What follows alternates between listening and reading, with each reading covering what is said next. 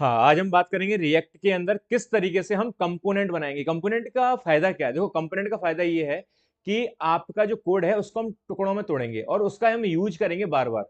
कोई भी कंपोनेंट है जो भी अब फाइल वगैरह होती है उसको बार बार, जैसे मान के चलो आपने टेबल वगैरह लिया, कुछ भी लिया, तो उसको हम बार बार उसका यूज कर सकते हैं, रीयूज कर सकते हैं। एक बार हमें बार बार कोड लिखने की जरूरत नहीं है। तो सबसे पहले मैं क्या करूंगा, मैं एक फोल्डर बनाऊंगा कोई सा भी, ठीक है, क्योंकि मैं बिल्कुल स्टार्टिंग से बता रहा हूँ आपको।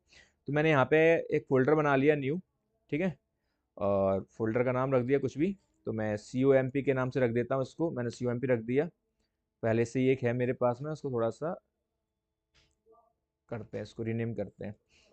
CP नाम से बना दिया, ठीक है। और इसको मैं राइट क्लिक करके शो मोर ऑप्शंस पे जाऊंगा। उसके बाद में ओपन विथ कोड होगा। ठीक है। उसके बाद हम करेंगे क्या, यहाँ पे मुझे टर्मिनल ओपन करना पड़ेगा, और टर्मिनल ओपन करने के बाद में मुझे कुछ लिखना पड़ेगा। क्या लिखूंगा मैं?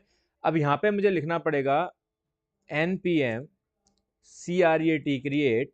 या तो आप बीट बोलो या बाइट बोलो, इनका प्रोनाउंसिएशन डिफरेंट डिफरेंट होता है, उसके अकॉर्डिंग आप चूज कर लेना, ठीक है।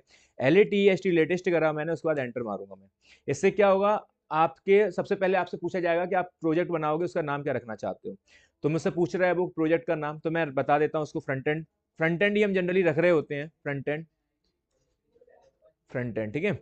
एंटर मारा। एंटर मारने के बाद मैं यहाँ पे चूज करूंगा कि मुझे कौन सी लाइब्रेरी या फ्रेमवर्क, मैं रिएक्ट पे काम कर रहा हूँ तो मैं रिएक्ट को चूज कर लेता हूँ। उसके बाद मैं लैंग्वेज के बारे में बात हो रही, टाइप स्क्रिप्ट, जावा स्क्रिप्ट, आप इसमें से किस पे आप प्रोग्राम करोगे आप, तो मैं जावा स्क्रिप्ट का यूज करूंगा, तो मैं जावा स्क्रिप्ट लिख लेता हूँ। उसके बाद मुझे फिर ये 3 कमांड चलानी पड़ेंगी, CD front end, npm install, npm run dev. तो मैं यहाँ पे लिखूंगा CD फ्रंट एंड। ये फ्रंट एंड का मतलब क्या है, जो मैंने एक फोल्डर ऊपर बनाया था उसके अंदर मैं आ जाऊंगा CD से। ठीक है। CD front and. अब फ्रंट एंड के अंदर मुझे क्या करना होगा, npm इंस्टॉल करना होगा। ये npm इंस्टॉल करने का मतलब क्या है कि आपके यहाँ पे कुछ इंपोर्टेंट डिपेंडेंसीज हैं, उन वो इंस्टॉल हो जाएंगी, ठीक है, जिनकी जरूरत पड़ेगी हमको जब प्रोजेक्ट चलाएंगे उस वक्त। अब इसमें थोड़ा समय लगेगा। उसके बाद जैसे ये होता है, फिर उसके बाद हम क्या करेंगे, npm रन डेव को चलाएंगे, ठीक है। अब ये होता है जैसे ही हो गया कंप्लीट, ठीक है। अब हम npm रन डेव लिखेंगे, और रन डेव लिखने के बाद में क्या होगा, मुझे एक लिंक ओपन होगी, ठीक है। और मैं इस पर क्लिक करूंगा, कंट्रोल के बटन प्रेस करके, और राइट क्लिक कर दूंगा, क्लिक कर दूंगा मैं इसको, तो क्या होगा, ये साइड में आ जाएगा मेरे पास में।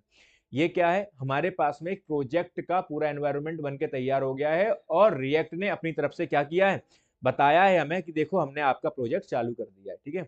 अब यहाँ पर ही हम सब कुछ कर रहे होंगे, तो इसको मैं साइड में कर देता हूँ, ठीक है। और जो कोड है मेरा, उसको मैं इस साइड खोल लेता हूँ। तो अब मुझे ये इन फाइल की भी जरूरत नहीं है हाल फिलहाल, तो मैं इसको साइड में कर देता हूँ। और इसमें से मुझे app.jsx चाहिए होगा, तो वो कहाँ मिलेगा मुझे, SRC के अंदर मिलेगा। SRC के अंदर मैं app.jsx पे गया, और इसको टर्मिनल को थोड़ा सा छोटा कर लेता हूँ, मुझे इसकी अभी जरूरत नहीं है, और इसको भी साइड में कर देता हूँ, ठीक है। ये सारा का सारा जो हमें स्क्रीन पे दिखाई दे रहा है, वो कहाँ से दिखाई दे रहा है, वो दिखाई दे रहा है इस कोड की वजह से। अगर मैं इस कंट्रोल A करूंगा और इसको मैं रिमूव कर दूंगा, तो मुझे इसको रिफ्रेश करूंगा तो मुझे ये कोड गायब हो जाएगा, ठीक है। गायब हो गया, स्क्रीन पे कुछ नहीं है।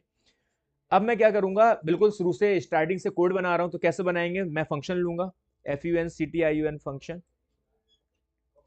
FUNCTION, सबसे पहले तो मैं ये फाइल बना रहा हूं, ठीक है। मुझे इस फाइल का नाम वही रखना पड़ेगा जो मैं फंक्शन बनाऊंगा, ठीक है। ये जो फाइल, फाइल का मतलब क्या, फाइल का मतलब जो आपने यहाँ पे app.jsx नाम रखा था ना, वही मुझे इस फंक्शन का नाम रखना पड़ेगा। तो मैं इसका नाम रख देता हूँ ऐप, ठीक है। उसके बाद में इसको लिखने का तरीका नॉर्मल है, दो तरीके से हम फंक्शन बनाते हैं, तो अभी मैं नॉर्मल तरीके से बना रहा हूँ। ऐप लिखा मैंने, इसके बाद में FUNCTION, ठीक है।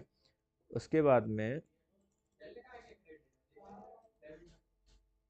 इसके अंदर मैं रिटर्न लिखूंगा, RETURN रिटर्न। और उसके अंदर मैं क्या करूंगा, फ्रेगमेंट पास कर दूंगा, ठीक है। ये फ्रेगमेंट पास करने का क्या रीजन है, फ्रेगमेंट पास करने का मतलब ये है कि मैं इसके अंदर कुछ भी लिखूंगा वो शो होगा हमारा। तो मैं यहाँ पे हेलो लिखता हूँ, और ये अभी हेलो करूंगा तो क्या आएगा, एरर शो कर रहा होगा अभी, ठीक है। एरर भी नहीं आया। इसको मैं रिमूव करता हूँ, प्रॉब्लम कहाँ आ रही है इसमें,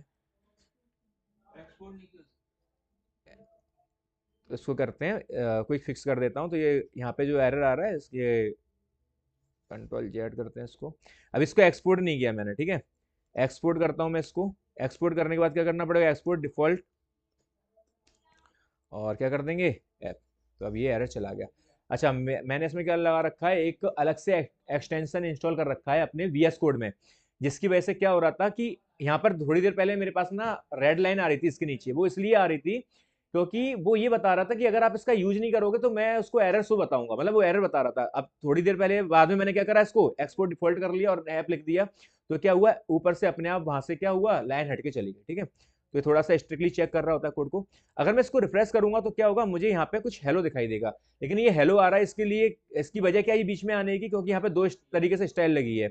मैं index dot C S S से जाऊंगा, कंट्रोल ए करूंगा, इसको रिमूव कर दूंगा इस स्टाइल को, और एक app dot C S S में जाऊंगा मैं, और यहाँ से भी क्या करूंगा, इसको रिमूव कर दूंगा। ठीक है, तो क्या होगा, सारी स्टाइल रिमूव हो गई। अब प्रॉपर शुरू से हमारा प्रोजेक्ट में कोड स्टार्ट होगा। दोबारा जाएंगे ऐप डॉट जेएसएक्स के अंदर।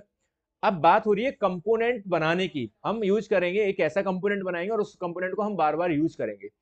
अब मान के चलो मैं यहाँ पे एक इनपुट लेता हूं मैं, ठीक है, मैंने इनपुट ले लिया, यहाँ पर INPUT इनपुट लिया, और मैंने टाइप लिखा, यहाँ पर टाइप लिख दिया, मैंने टेक्स्ट लिखा। ठीक है, इस तरीके से मैंने इसको लिख के रख दिया। अगर मैं चाहूँ तो इसमें और भी चीजें लिख सकता हूँ, मैं लिख सकता हूँ, एक लिस्ट लिख दी मैंने, कुछ भी लिस्ट बना लेता हूँ मैं। ठीक है, तो लिस्ट बनाने के लिए क्या होता है, सबसे पहले मुझे ओवल लेना पड़ेगा। मैंने ओवल ले लिया, ओवल का मतलब क्या होता है, ऑर्डर लिस्ट। उसके अंदर मैं क्या करता हूँ, LI लेता हूँ मैं, LI ले ली मैंने इसमें LI, और इसके अंदर मैं कुछ एक लिस्ट बना के रख देता हूँ। मान के चलो मैंने कुछ नाम लिख दिया यहाँ पे राम, और इसको मैं कॉपी कर देता हूँ जिससे कि थोड़ा सा जल्दी हो जाएगा।